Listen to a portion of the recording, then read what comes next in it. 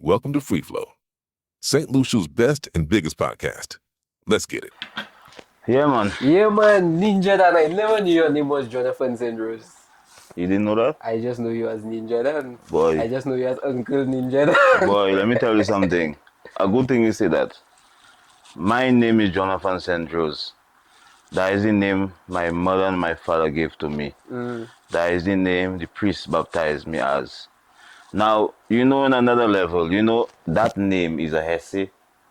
If I go to court and the magistrate call me, Jonathan Sandros, I have a right not to answer that because that's Hesse. I wasn't there when my mother gave me that name.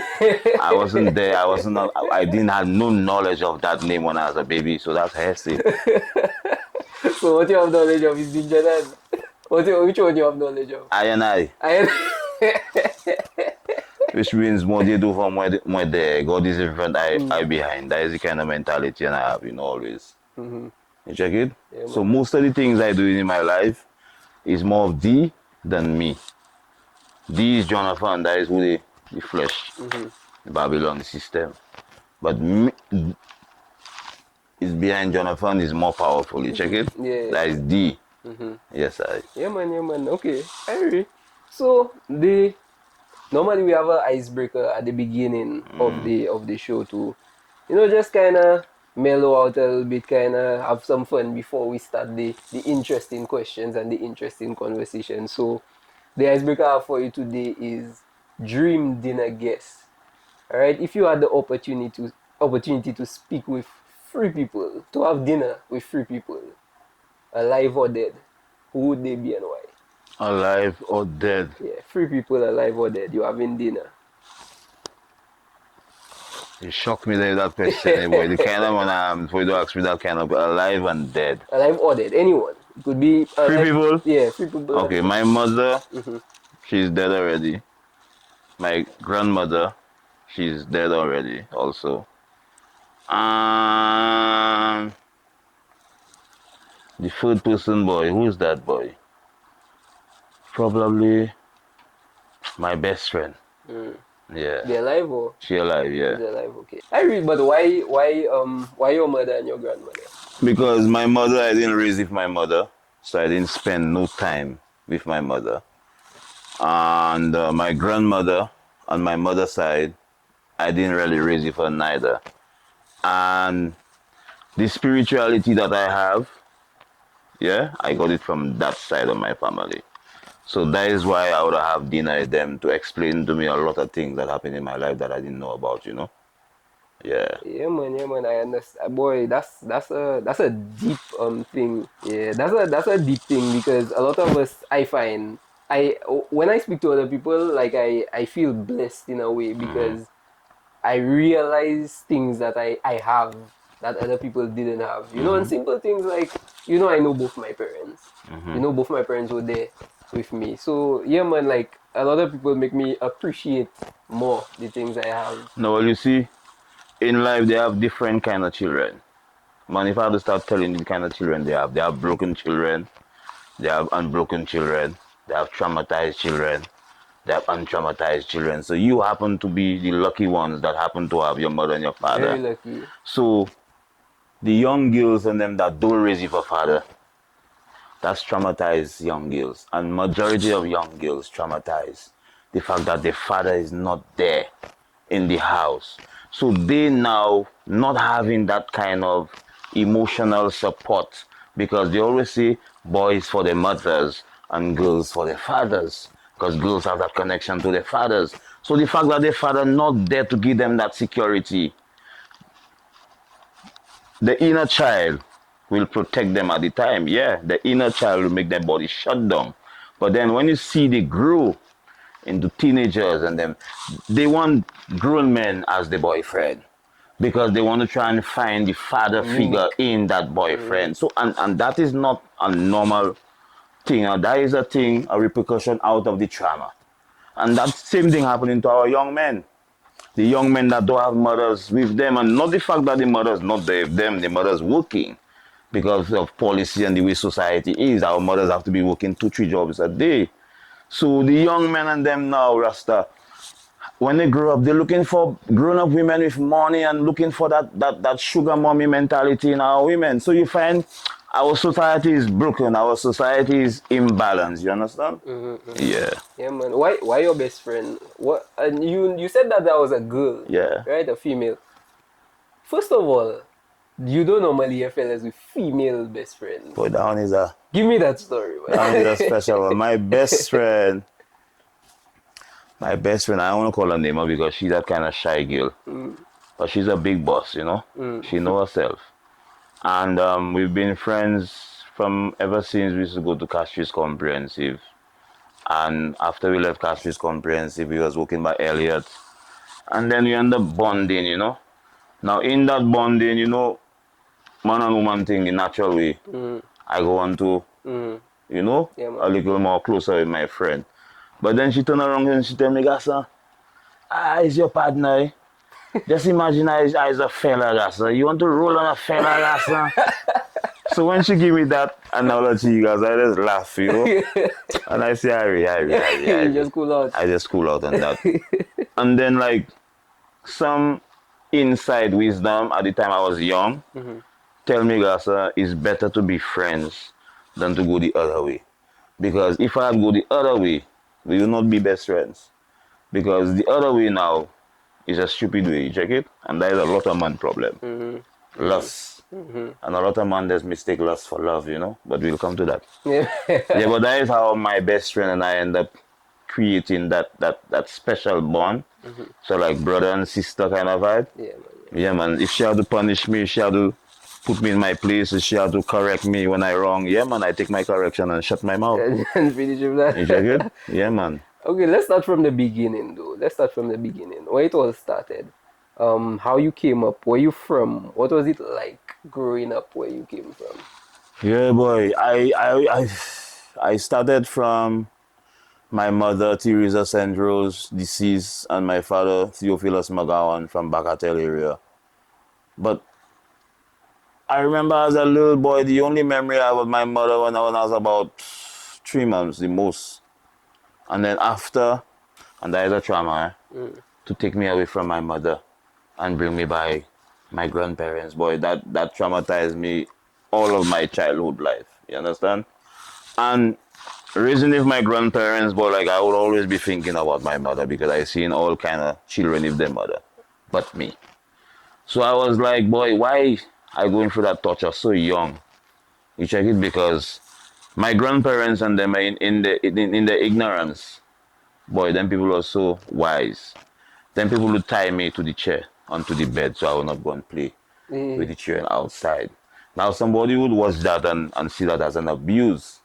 But like them people had a foresight, like they didn't want me to be playing with the children in the yard because boy, the children in the yard was doing all kind of mad things, selling stones. And your father was in that same area, you know, back at hell. Yeah, trust me. Children in the yard was selling stones behind people and house, so they didn't wanted me in that, you know.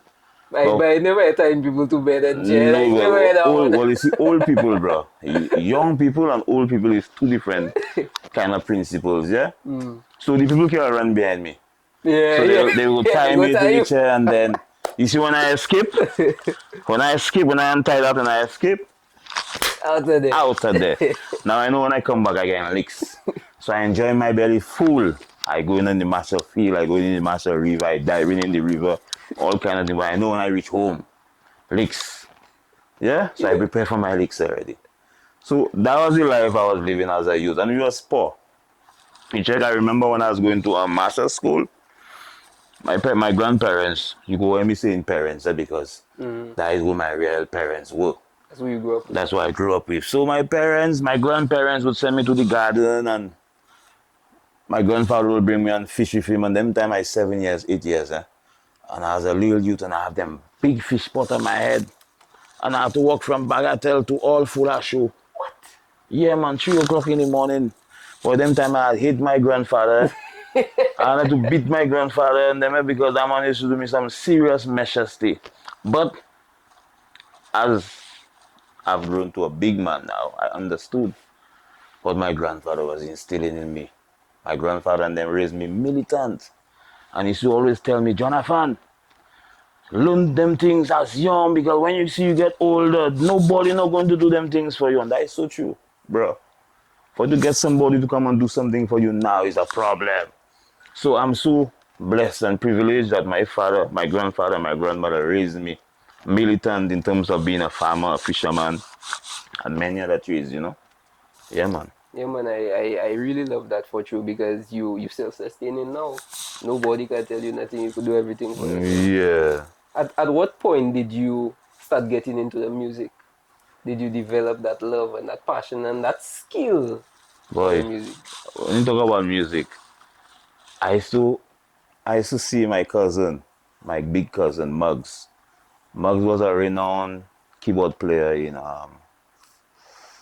from Soufrière. What that band in Soufrière, boy? Alright. But he was a renowned keyboard player, and I was a little youth them time, there 5 years, 6 years. And I used to be watching him playing keyboards, you know. So that kind of inspired me in the sense of, boy, the family don't have no musician, and I is the only musician in the family. So let me kind of vibe. So I take that vibe from there, and then I go into primary school. You know, in the primary school, you know, you use the clown of the class.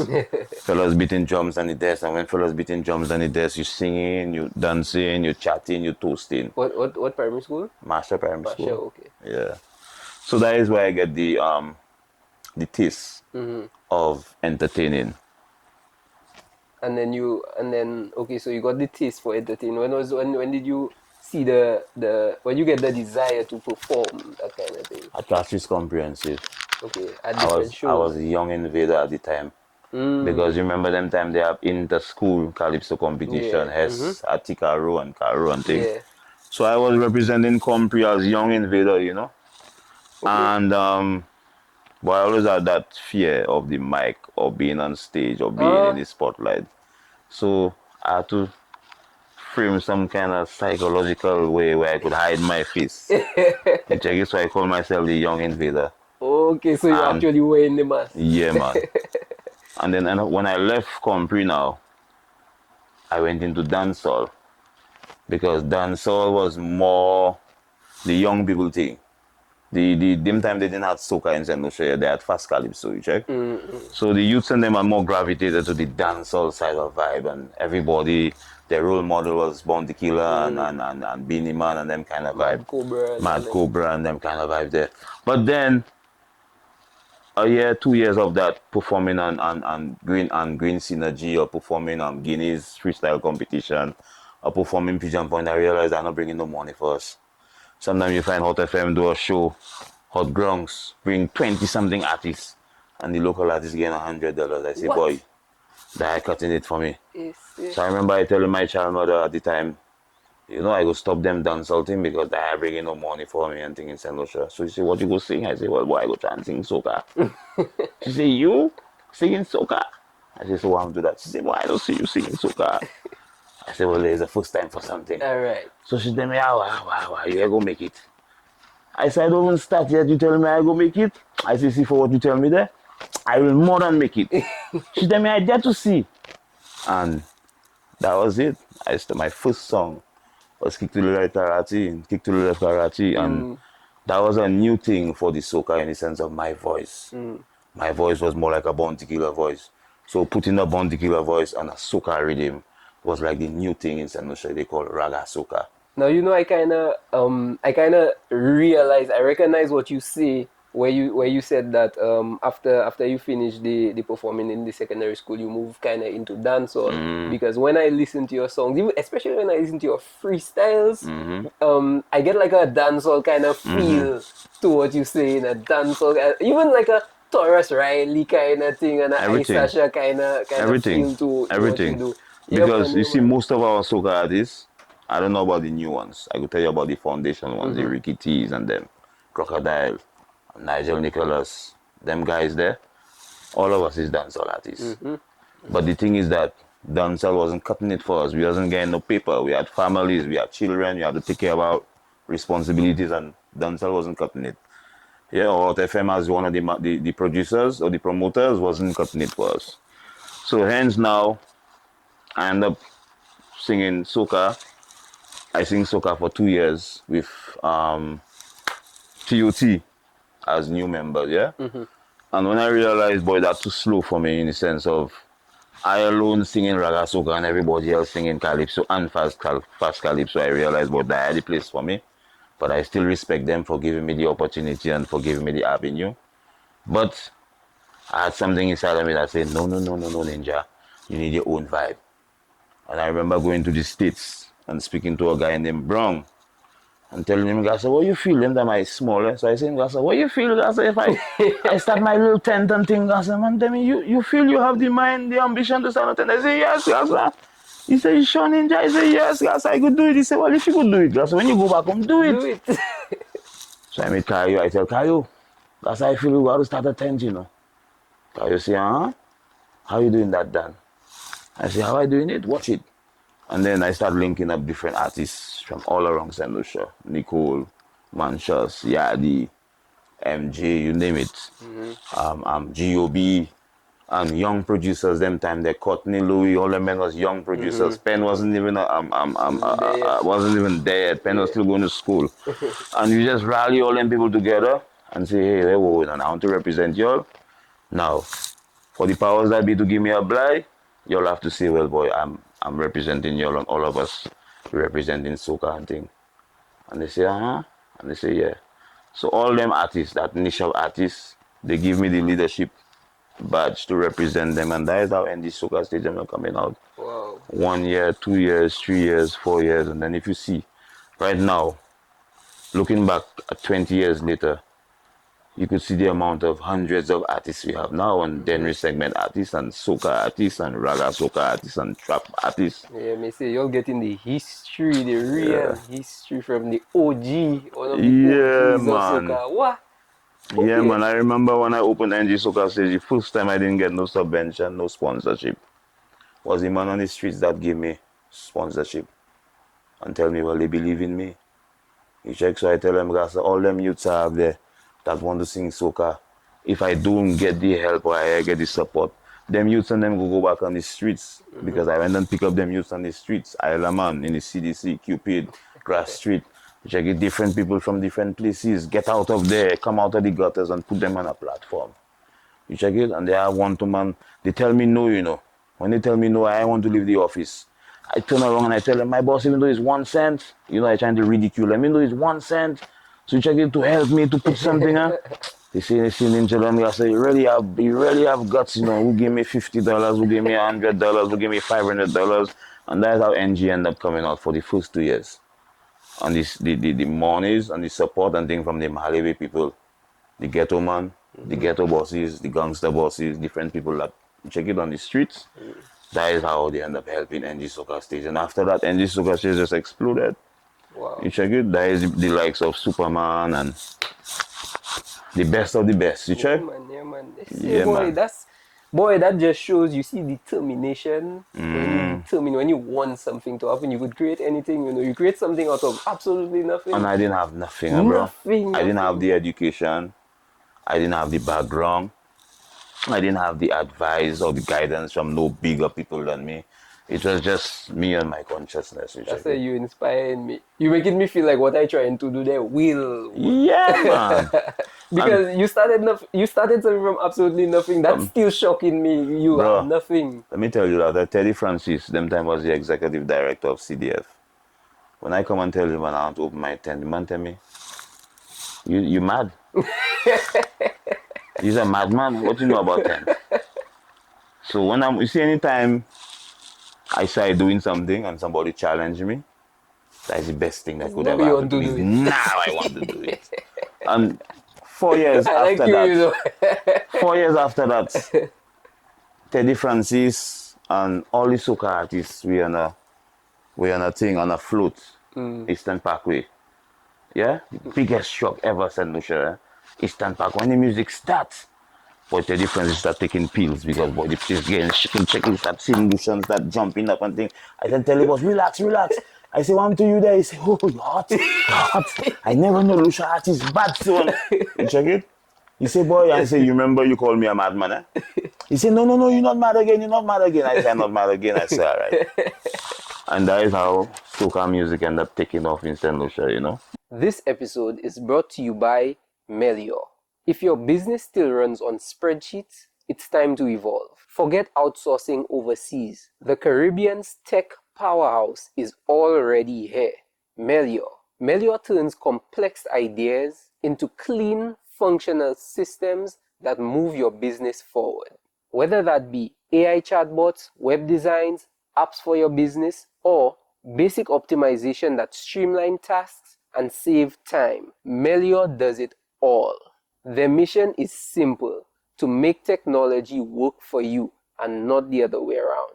Visit Melior at meliorlab.com or email hello@meliorlab.tech with code FREEFLOW for a 20% discount on your next project. Your digital transformation starts now.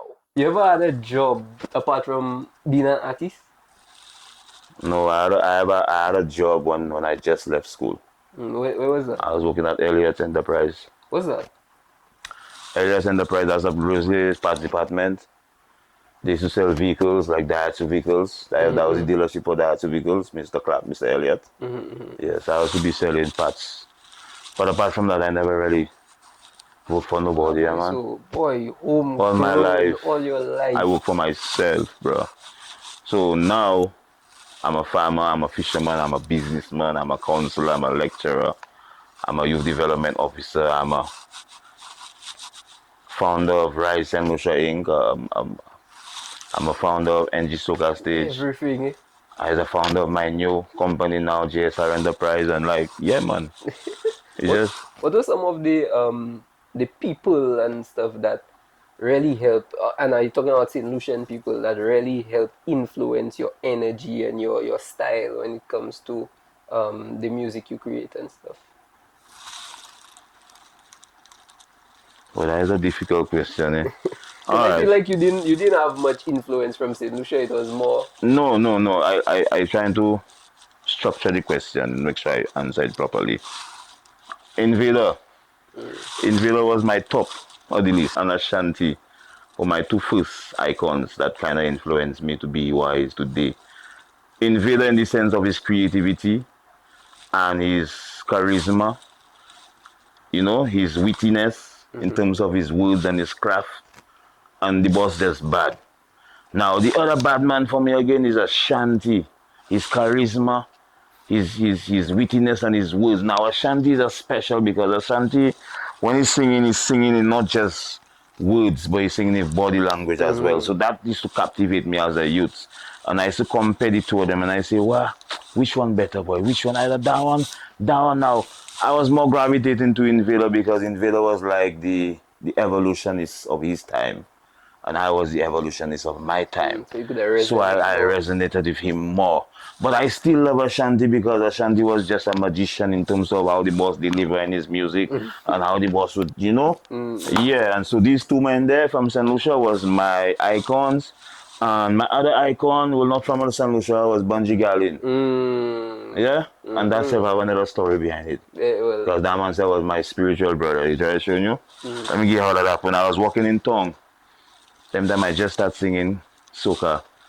And whilst I walking in Tongue on the show side, I seen an elder woman walking in. She have her head wrap up around some kind of thing. So I watching the woman and the woman watching me.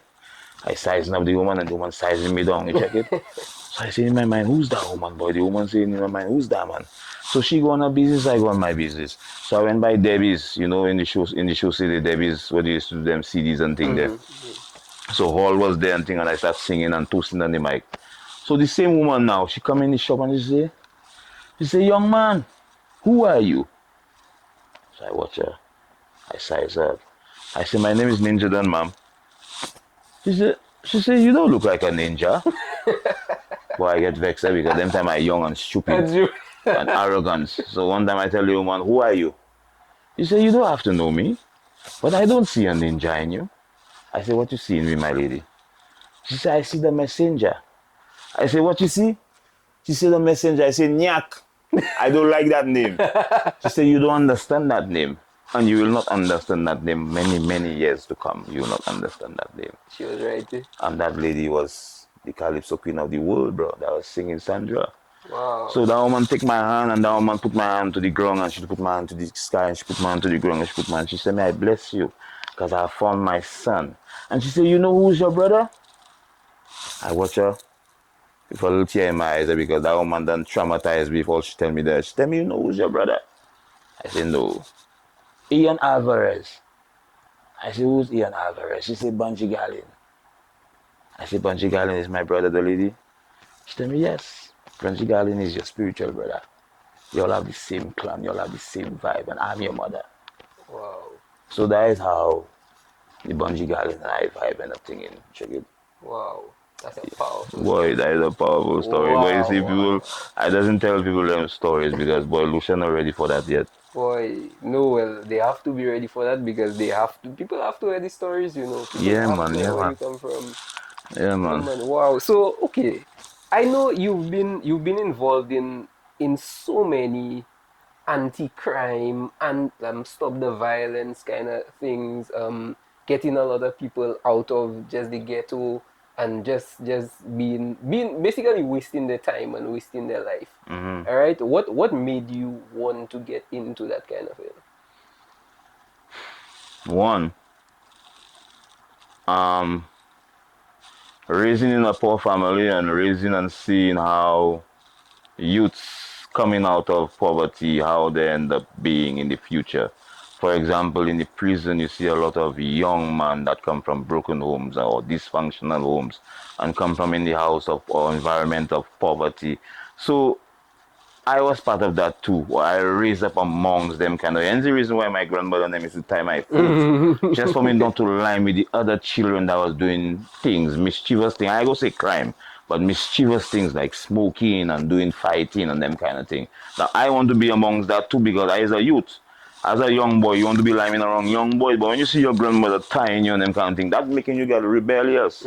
Now, the other day I saw Dr. King Just and now, before we continue though, uh-huh. you think how do you think that she like? Let me just try and think of how to ask that question. Do you think that she could have done something better or different to Oh, make you less rebellious? Your grandmother, your grandparents. they didn't know better.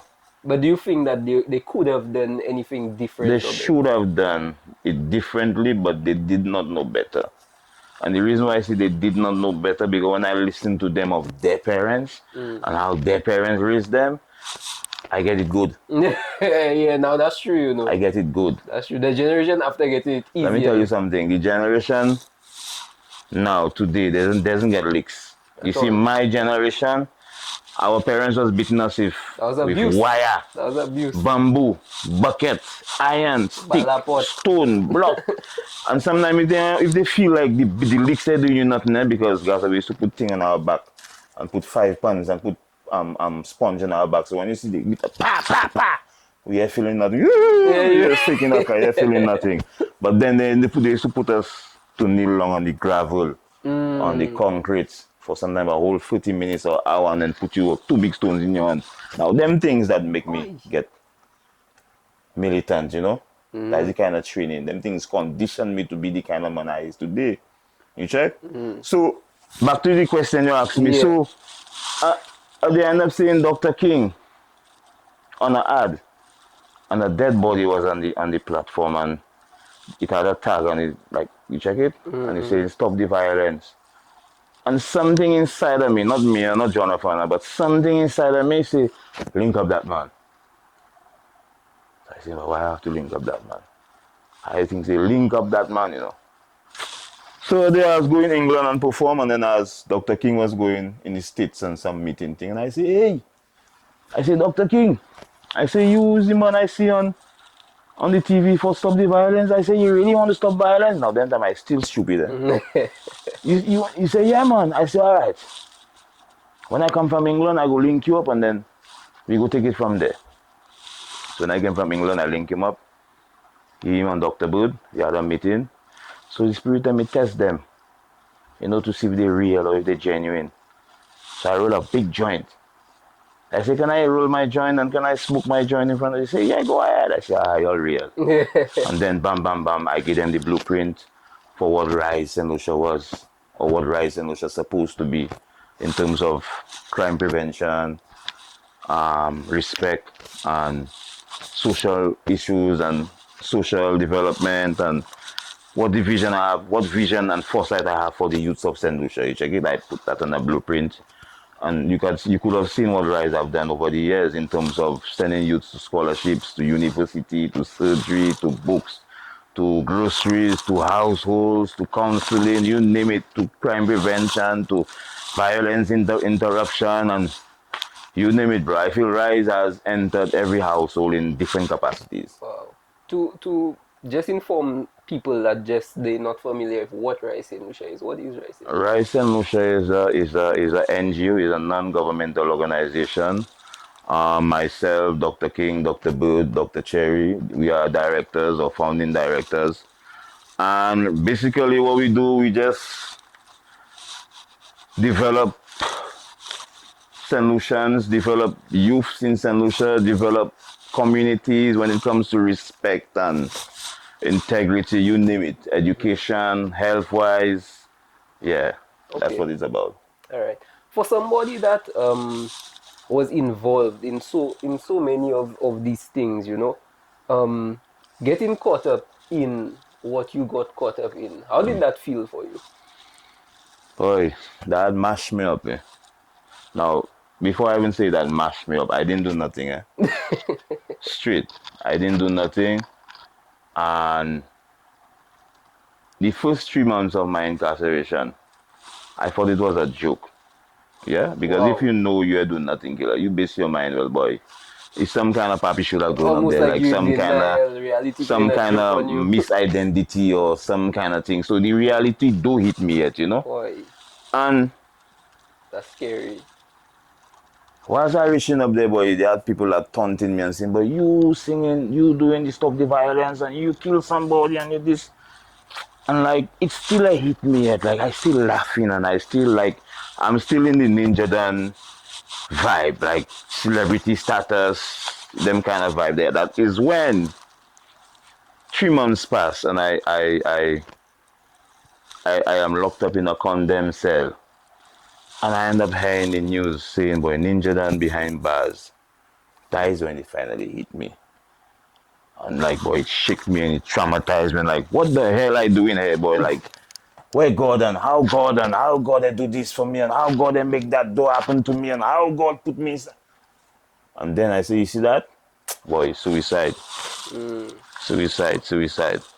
And when I was about to commit suicide, that is when I heard that inner voice in my head tell me, hey, I put you here, you know. I put you here because you're stubborn. I put you here because I want you to do a job for me. I want you to do a work for me that nobody else will be able to do for me, you know. And that is where I end up getting rebirth of the old Ninja Dan to the new Ninja Dan. And that is where I get the self understanding as to who I am and to what I am and to what's my purpose in life. You understand? Yeah, and from there now, I have that inner voice that's always with me. Even if I'm speaking to you or anybody or any child, and the inner voice will tell me what's going on. You check it? I will listen. And tell me I have to go in the schools and start talking to the youths about crime and crime prevention and thing. And I saying to myself, guys, but I don't know nothing about that. I don't know go schooling for crime prevention and conflict management. So why are you telling me do that? And the voice tell me, just relax. I will teach you everything you need to know. Do you trust me? Yes, I trust you. So just calm down. And then I start seeing different things manifesting. I start getting calls from different people. Ninja, do that course. Do them 19 courses there. Look them books there. Go there. That's in prison. No, man. That's outside. Outside of prison. Okay. Go in a workshop there. Go in a things there. So all the knowledge start coming in one by one. Knowledge. Computer, courses, certificates, workshops, different things. So that is how I end up getting all my downloads. That's why people go, hey, you talk about that voice. and people will say you mad. Yeah. People will say you mad, but I can relate because that voice, people um listen to that voice and people see it as different things. People go say that's the Holy Spirit. People go say that's your God nature. People go say that's your It's conscience. it's the same. It's the same The Holy thing. Spirit, It's the same God thing. nature, soul, whatever you want to put it, whatever works for you, it works for you. Let me tell you something. The inner voice, the consciousness, the super consciousness that is within. And let me make you all understand something, eh? God is like the vast ocean, and every single one of us is like one drop of that vast ocean. So when we die, we cannot die, but we go back to that vast ocean. So that's who God is. So we all have that inner voice in us. Those of you all that are not hearing that inner voice is because you're caught up in the noises of the world. You're caught up in the nastiness. You're caught up in the vanva, the malwopti. For example, you cannot see what's going on around the bend, but your inner voice will tell you, don't pass there. You will hate. Majority of us hear that inner voice. Don't pass there. But because we have stubbornness in our human nature, we still go and pass because we don't care about that inner voice. And as soon as you pass, you fall in the hole, brother. And whilst you're falling down, you remembering, but my mind tell me Fail don't me. pass there, nigga, son. If I just listen to my mind, nigga, son, that's a life, friend. You want to beat yourself. Oh, that's the inner voice. Gaza, you so right. Yeah, man. You are so right. Yeah, man. Energy cannot be killed. It can Never. only be changed. Never. You could only When change you it. was a child, let's say when you was 6 years, 7 years, that's when you was in your more powerful state because that's when you was visualizing. That's when you was imagining. When your mother leaving, your father leave you there to play by yourself. Kiki, we not there. We go down the road. You playing with your little toy man and And your you're in thing, your own and you world, in eh? your own world, and you pow pow pow pow, boom boom boom boom. I kill you, boom boom boom boom. Somebody will come and tell you that's not real. Yeah. That's real. That's in your own world, and nothing gonna change that. That's true. That's true. Basically, Gaza, I really love your perspective Yeah, and your man. level of thinking. Yeah, man. So you see them kind of power there?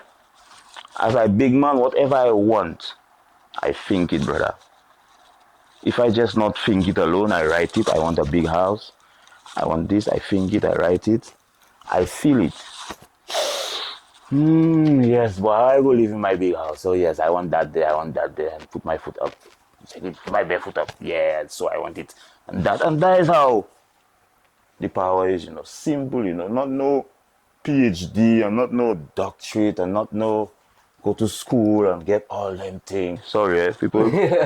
It's like you have to unlearn what they taught you at school and relearn what the new knowledge have for you. That's true. That's true, Gaza. I really love that. Now let's backtrack a little bit. So you went to prison, right? I don't know if you like to hear that, like if that's a thing that's Nah, troubling you. man. Yeah. But yeah, you in there, people taunting you, people, saying like, boy, that you, that thing. How was just life? Because how long did you spend initially? It. It? It is. Okay, so how was life during that 8 years? Bittersweet, hard, suffering, tears, pain, sickness, hurt, yeah, humiliating.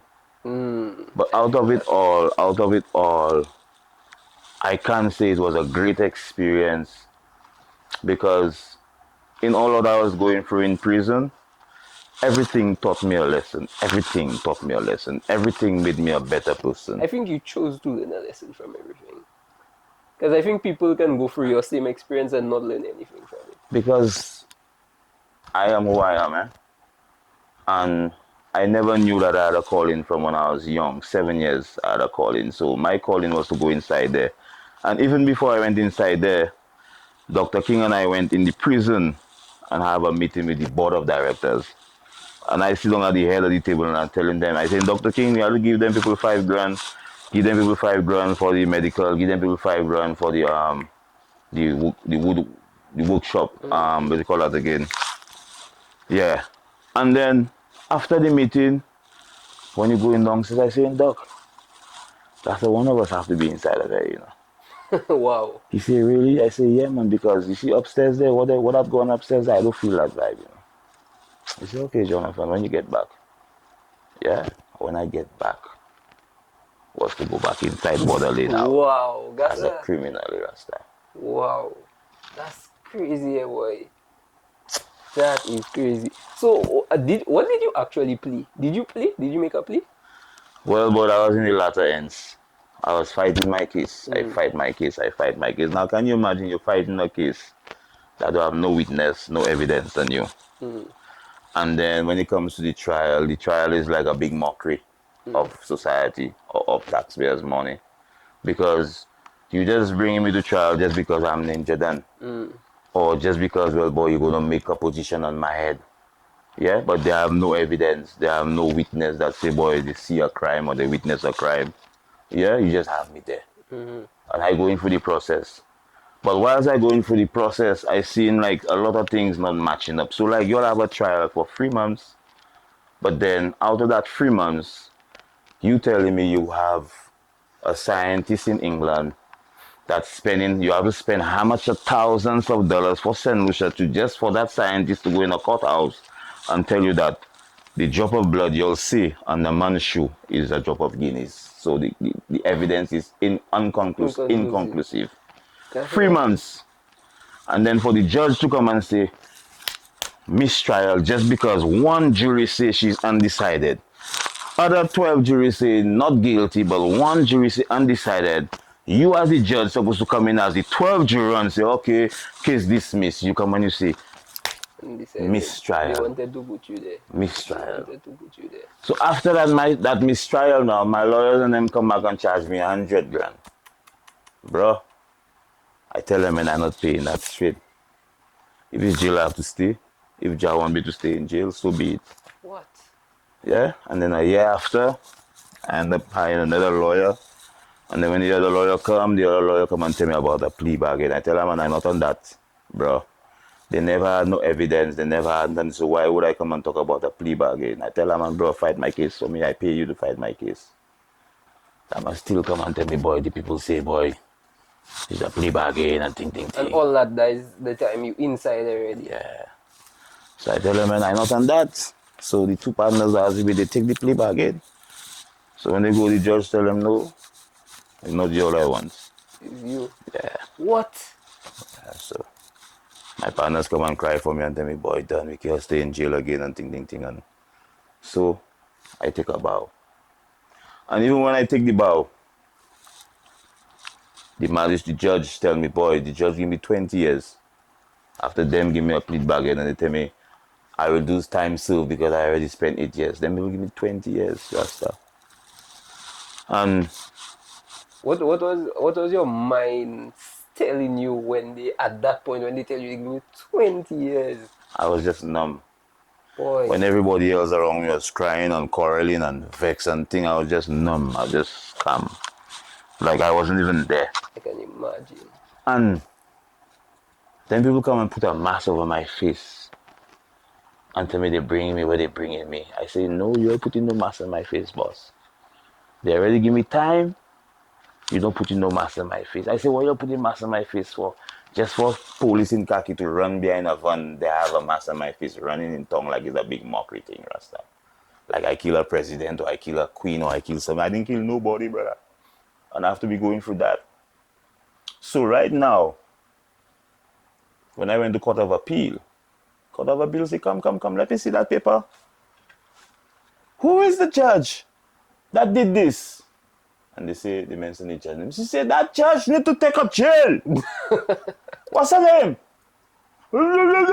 She needs to be in jail. Wow. Prosecutor, stand up. What did Moses say to Pharaoh?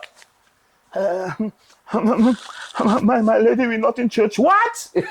You in my court? And you telling me, man, stand up and tell the defender what Moses said to Pharaoh. You may go. And that's how I got my freedom, brother. Wow. Just like that, eh? Just like that. Not no man that put me out. Not no lawyer that put me out. Not no judge. in St. Lucia that put me out. It was a judge from another land. What? But Yeah. they wanted you in jail, eh? They wanted my neck. What? Yeah, man. So that is my life. How did your family take it? Boy, it's like I in prison and my family in prison with me. But that shows the bond there. That can you imagine that analogy I just tell you there? I'm incarcerated. And when you're incarcerated, it's not only you incarcerated, your family, your son, your people incarcerated with you. Because their mind is inside there. What you doing, how you doing, where you doing, what you eating, yeah? So the youths and them, before you'll feel a boy, you could just do a crime and you'll feel a boy, it's a graduation to go in jail and for you to get married and this top thing in jail. Then no, sir. Don't think about it. I was inside of there, and when I used to see young men trickling inside, I used to cry, sir. Because I seen, well, boy, that is the same thing I was trying to prevent outside. Now, the fact that they put me inside, innocently, who outside trying to help the youth in terms of the crime and in terms of the mentality and the ambition, Rasta? Nobody. So when they come inside, I say, Gasa, your father was fighting for you to be a better person, but you didn't listen to your father. Now you're in jail, now you're crying for your father. If your father had just helped you, if your father had slapped you, if your father had correct you, you will not be here. And that is what the men say, but it's too late. You felt like, did you feel like in any way you feel in your family? Of course. Of course. Not just my family, bro. I feel myself because I was at that height of my career already. I was superstar already. And then like all that just come down. Whoop. Right. But that just shows you how like you could just lose everything like In that. a Like in you a can G5. never be too arrogant and things. You know what humbled me? Was when I was handcuffed and they was bringing me on charge, Rasta. I tell you, I felt the strangest way because my mind ended up moving from being in handcuffs, and my mind ended up going and being Ninja down on a stage, and I singing and everybody raising their hand and hyping up and happy, and I flipped my mind from there and going back to the man behind the handcuff, and people saying, "Boy, murderer," and this and blood is on your hand, and I watching the people in the eye, bro. I watching people in the eye and I saying, boy, where the murderer? Who you seen the murderer? And you hearing that little voice saying, we have to meet that day, you see. The same Boy. man that was helping you, the same man that was doing things for you, me that day, you calling me murderer? Boy, I wonder how them people feel it now. I wonder too. I wonder too because even like you know they have televised things, news reports and all them kind of thing. When you watch that, you see in the people, you see like the hate in people's eyes when people talk and when they said what they said and because this thing's still out there, you know, Of it's still course. there. But now, they have a different story. Because when I started going in schools, you'd find people who are saying, boy, you're just doing that for clout, or you're just doing that for people to just move their mind on you, but you're just doing that for people to say you're doing that. That's a people say thing. But I didn't care about people. That's why I you're let doing that people long talk. before. That's why I do every single school in the country, bro. Anybody ever do even quarter of that. I doubt. I tell a man, right now I'm at 120 free schools. So the man will tell me, but Ninja, we don't have so much schools in the country. I tell him, I thought so too. Because I was following the directory. Yeah, the directory probably have about 70 something, 80 something schools. But the care schools, the special ed schools, other schools, yeah, them schools included. So it coming down to the 100 and something. You check, bro. Like every community, every district have about 3, 4, 5 schools. Yeah, when I do a school there, I seen a school there, doing a school there. You see? Infant is a school. Primary, secondary. Yeah. So when a man tell me, boy, didn't you ever reach 100? No, boy, don't come and tell me I will reach 100 and thing. Every single school, I leave no stone unturned, you check? During that period, what how did it change you as a person? Which period? During that period when you was in prison. because I know you were the superstar. Yeah. I know it broke you down, but then after that period, how did you grow from it? Well, it had to humble me. Eh?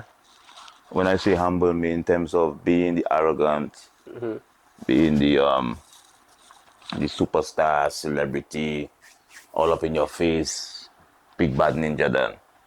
So being in prison now, I had to break that vibe and humble myself and start reanalyzing who I am and go into myself and do some self-reflection and introspection as to who I am and who I want to become and where I am and where I want to go. And that was just like something you decided to do, or did you have anybody tell you like, boy, you have to Nah, do that? nah. Remember I tell you that inner voice? That inner voice was always there. When I was in the verge of giving up my life, the inner voice tell me, hey, I dare you. To feel I'm not there, I dare. Every step, every word you see, I'm there. So don't never think I'm not there. So that's my strength. So I can go anywhere and speak to anybody and just know, well, boy, results. Yeah? So you came out. You came out. What was life like after that? Adjusting back to reality, to civilian life as a convict. Boy, don't say convict. I was never a convict. Huh? What were you? I was a remand. What was that? What was that? Remand is when you never get convicted. Okay. Yeah? Convict is when they find you guilty and they give you Okay. time. Okay, as a remand. Yeah, as a remand. Okay. So what was the question? Okay, what was life like after adjusting back to, everyday Okay, life? well, life was like a big hypocrisy.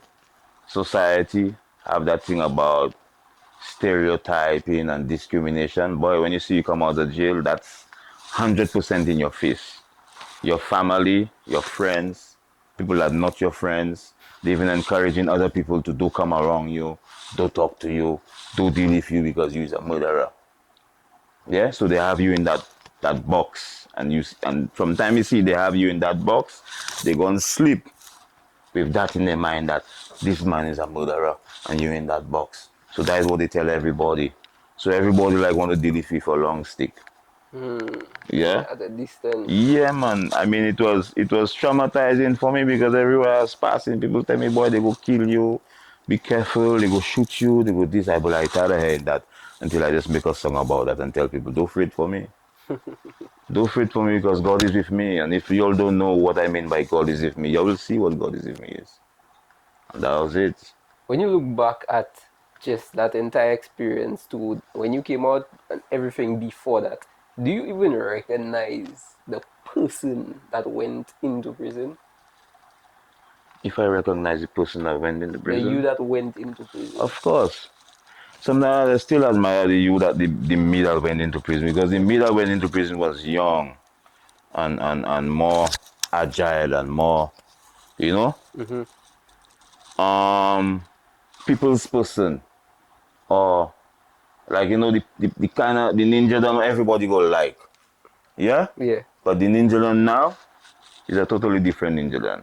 Who is the ninja then now? Okay, integrity, wiser, smarter, more selfless, and not really part of the material life. You check? I just into nature. I get that sense about you. Yeah, Even when into you come into the studio, you walk in barefoot and yeah man. there's like the feel of nature and Because at the end of it, I go say, well, boy, I live my life already because there's so much more life to live and so much more in life to live for. But where I reach already and I look back like, what? I accomplished that, I accomplished that, I did that, I did that. It's so much. It's so much. And I always say, boy, give thanks, boy, Jah. Give thanks for using me as a vessel to do your will. Yeah? And I just wish, well, boy, all the youths and them I've engaged and encountered, I just wish one or two or three or four or five of them would just pick up from where I left off and just carry the mantle. And that's what I want, you know? yeah man. What let's change gears a little bit. One of my favorite songs of yours is Outside Man. Everybody. That is everybody's favorite song, bro. Gaza, I remember being backstage as a little child because you know my father was into performing and things, sitting on the side of the stage watching you perform.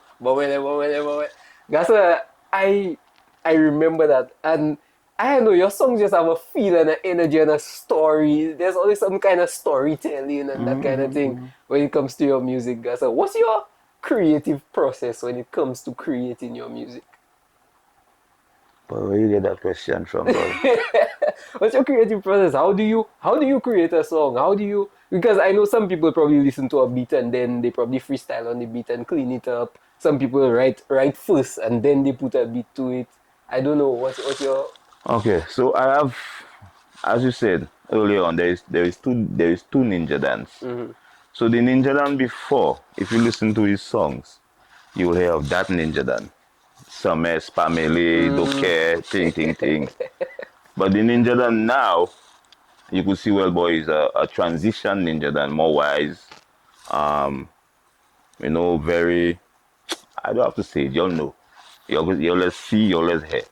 Right now That's my why I head. see people from 2 months ago still commenting on your video, from 15 years ago. Yeah man. Yeah man. And the most strangest thing, brother. Up to last week I was telling my good friend that I have songs from 2002. Karate, Texin, Don't Cheat on Me, Bamale, Right Man for You, Outside Man, and you could name it, and Fly Away, and Lab Away, and Brown Skin, and all kind of songs, bro. And it's like a force preventing them songs from touching the atmosphere. But I know why, and I know what's up. I come in for them. Tell me why I'm Huh? Tell me why I'm No, I'll tell you why in another interview, but I come in for them. I come in for them. Okay. Because like every song I release, bro, you don't hear that. You don't hear the DJs playing the songs. You don't hear the DJs playing the songs in the clubs or in the parties. You check, so you want them, but that man dead already, man. Or that man Fall. like that man fall, man. But the DJs on them, like, boy, I don't know, like, You see, many artists throughout their journey, from the time they, people, especially people that's been there as long as you, from the time they start to wherever they reach, they kind of change throughout their journey in terms of the feel of their music, the way they finesse and that kind of thing. What do you think has changed for your music? no life on a whole, and just different experiments and different experiences, being incarcerated, being stereotyped, being downplayed by the powers that be in so many ways, Gasa. But the main thing is just being stoic. Yeah, just remaining firm and just being resilient in spite of what. You just be yourself. And I feel my trump card is my authenticity. That is when nobody can take from me. I will What is always be your Ninja Dan. And they have no other person that could be Ninja Dan. They have Ninja Fowl, they have Ninja, they have all kind of ninja. But no Ninja Dan. That is you. That is me. Yeah. I like that. Yeah, man. Yeah, man. What role does music play for you now, though? Is it because you are a lot of things. You have founded a lot of things. You involved in a lot of things. What role does music play now? Is it just a job? Is it therapy? Is it what is music for you now? Music is bigger than a job. It's bigger than fear therapy. Music is life. Music is healing. Yeah? What I singing and not what other people singing. It's healing for me, especially if you listen to the words. Yeah?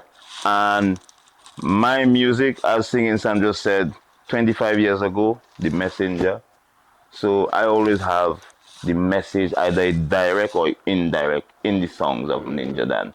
So I give you all a lesson to go and click on Ninja Dan on YouTube or whatever and listen to my songs, and you'll hear the messages in the songs, man. So Yeah. that's what it is for me. My life story every day, what I go through, people who troubling me, who not troubling me, who I have to overcome, who I have to ignore, who I have to avoid, who I have to be remain, And that is how it is for me. Where do you see yourself going next? Where do I see myself going What about next? your goals? Where do you see yourself going next? Boy, my goals is just to be, Just be continue being. Yeah. okay. What about your legacy? When you're not there again, or when you decide you retire, what do you want people to say about you? You know, I know you are going to ask me that question. My legacy will never die. Just like my mother and my father legacy had died because I am their legacy. And so my son will be my legacy. And then his son will be his legacy. And then all my grandmother, my great grandmother, and my great great great grandmother will be in the person that coming after, in the descendants. So there is no death, bro. There's life and more life and more life and more life, you know. Be there forever. Ever and ever. Life, what do you say? Life everlasting. Amen. Amen. Yeah. I like that answer, man. Yeah, man. Yeah, man. So I have a question I ask everybody that comes on the show. Um, it's a universal question, I like to call it. Um, if you have to give someone advice as to how to be successful in life, doesn't have to be monetary, doesn't have to be financial, but in any aspect of life, if somebody wants to be successful, how do they get there? But is what success? What is success to you? Success is what they condition your mind to be. A big house, bad piece of ride, how much millions of dollars in the bank and you living comfortable. That's not success. That's a model of success. But success is you. Because every single one of us is a world living on a planet. So every single one of us have our heaven and our hell and have our whatever. Yeah? Now true success is you finding yourself. And when you find yourself, you'll feel the presence of God. And when you feel the presence of God, you'll become one with God. And when you come one with God, then there's nothing else in the world that could ever be of any significance to you. Because seek joy and everything else come after. That's the only advice I could give. Don't seek the success of material things because you will die trying to seek that success. Seek the success internally. Who are you? What's your purpose? Your purpose is to help. Your purpose is to care and to share and to bless. Yeah, that's my purpose. My purpose is not for me to build a big house for $1 million or build endless houses and I feel I is Mr. Big Shot. No, no, no, no, no. I'm not going to die happy or I'm not going to transition happy. Me there now, I don't have nothing, I selfless. That's happiness, bro. That's success. But you need to walk on the street and everybody have respect for you. The youth and them have respect for you because they feel what you're doing. Don't just see what you're doing, they feel what you're doing. So I don't have to talk much. Yeah?